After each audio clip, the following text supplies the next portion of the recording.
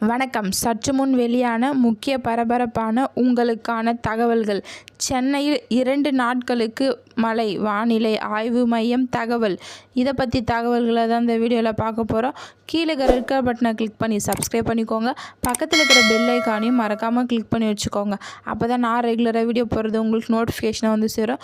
வாங்க வீடியோக்குள்ளே போகலாம். மறக்காமல் லைக் பண்ணிக்கோங்க.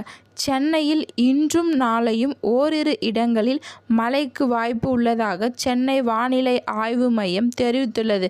கேரளாவில் தொடங்கியுள்ள தென்மேற்கு பருவமழை தமிழகத்தின் மேற்கு தொடர்ச்சி மலைப்பகுதி பரவலாக மழை பெய்து வருகிறது. குறிப்பாக கன்னியாகுமரி, நெல்லை, தென்காசி, நீலகிரி, தேனி, திண்டுக்கல், கோயம்புத்தூர் போன்ற பல்வேறு மாவட்டங்களில் கடந்த ஒரு வாரமாக பலத்த மழை பெய்து வருகிறது. சென்னையில் நேற்று மிதமான மழை பெய்தது. இந்த நிலையில் சென்னையில் இன்றும் நாளையும் ஓரிரு இடங்களில் மழைக்கு வாய்ப்புள்ளதாக சென்னை வானிலை ஆய்வு மையம் தெரிவித்துள்ளது. இதன் தொடர்பாக சென்னை வானிலை மையம் வெளியிட்டுள்ள அறிவிக்கையில், தமிழகத்தில் வரும் 7ஆம் தேதி வரை ஓரிரு இடங்களிலும், புதுவை மற்றும் காரைக்கால் பகுதிகளிலும் இடி மின்னலுடன் கூடிய லேசான முதல் மிதமான மழை பெய்யக்கூடும் என்று தெரிவித்துள்ளது.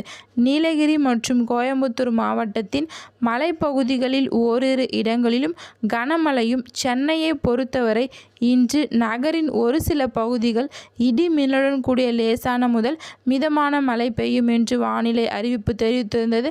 நாளை வானம் ஓரளவு மேகமூட்டத்துடன் காணப்படும். நகரின் ஒரு சில பகுதிகள் இடி மின்னலுடன் கூடிய லேசான முதல் மிதமான மழை பெய்யக்கூடும்.